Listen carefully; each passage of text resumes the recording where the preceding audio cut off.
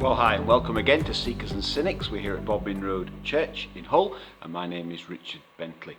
And today, I want to think about the question, why does God not just prove himself? Why doesn't he just step out, settle the debate once and for all? Here I am, weigh me, measure me, QED, proof. Because, of course, he doesn't do that, does he? It's perfectly possible for the materialist to look at the universe and say, well, I don't see any sign of God, no evidence for God. Of course, at the same time, the more mystic person will look at the universe and sense that there are many echoes of another world, that there is a spiritual and a supernatural world of which this one is just the shadow. But we've got to ask, why only echoes? Why only hints? And why does it have to rely on a person's own perspective?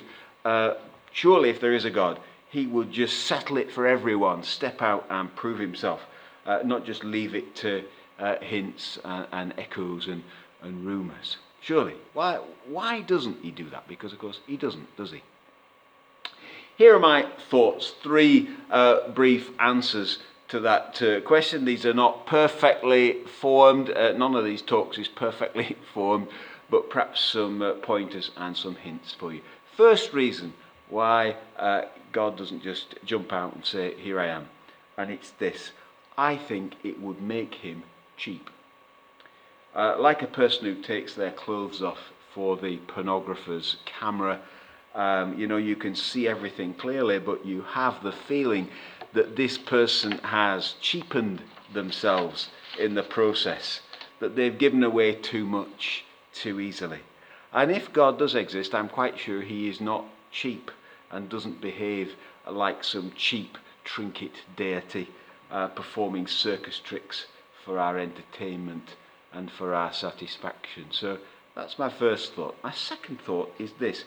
I'm not actually sure it would work. What sort of proof are we talking about, and to whom? To governments? To top scientists? To every single individual on the planet? Who's this proof going to go to? And what would we actually accept as proof? What would we believe?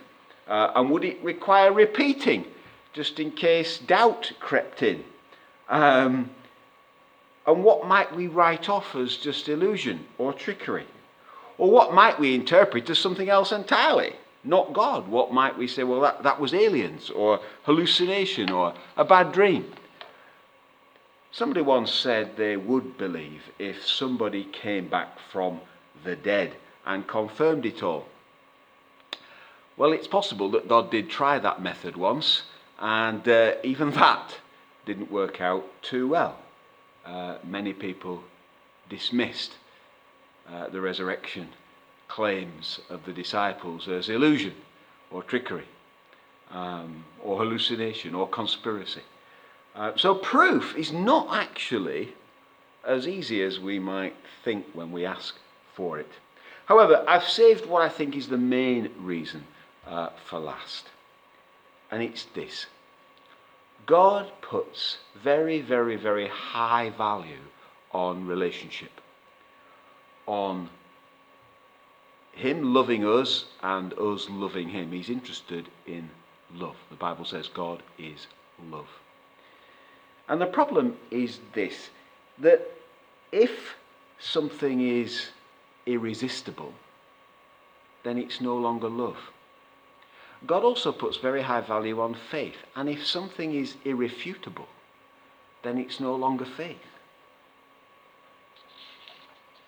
God has, in a way, to step back from his creation, to step back from you and me, to give us some room to maneuver, to leave space for our free will.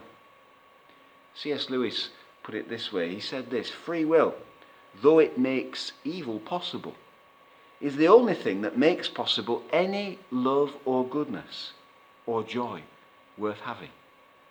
And he went on to say this: the irresistible and the indisputable are the two weapons which the very nature of God forbids him to use.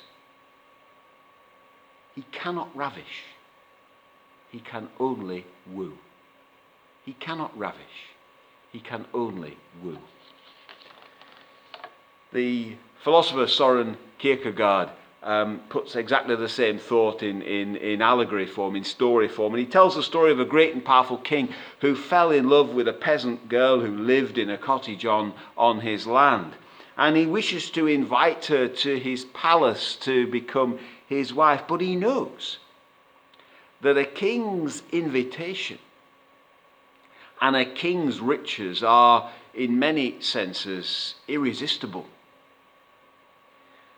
And so, in order to woo the girl, he disguises himself as a peasant boy and begins to visit her and help her around the cottage. And I think this is a picture of, Kierkegaard intends it as a picture of the problem that God has with us. He cannot ravish. He cannot come to us in a way that is irresistible. He will not overplay his hand. But he does woo us.